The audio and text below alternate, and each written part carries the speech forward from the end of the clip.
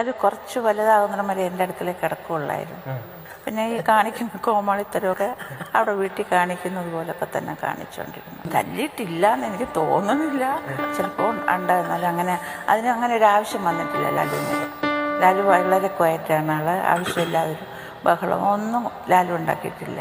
സ്കൂളിലും കോളേജിലും കാണിക്കുന്ന ബഹളമൊന്നും ഞാൻ അറിഞ്ഞിട്ടില്ല. ഇപ്പോൾ ഒടുക്ക ഓരോരുത്തർ പറഞ്ഞിട്ടാണ് ഞാൻ അറിയുന്നത്. അതൊന്നും വിശ്വസിക്കാൻ ഒക്കുകയല്ല എനിക്ക്.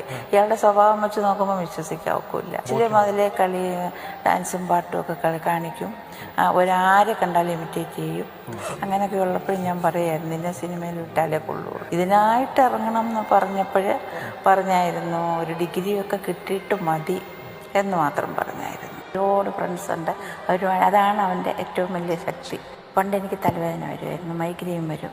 എത്ര ദൂരെ ഇരുന്നാലും എൻ്റെ ശബ്ദം കേൾക്കുമ്പോൾ ചോദിക്കും എന്തമ്മ സുഖമില്ല, അമ്മയ്ക്ക് തലവേദനയാണോ?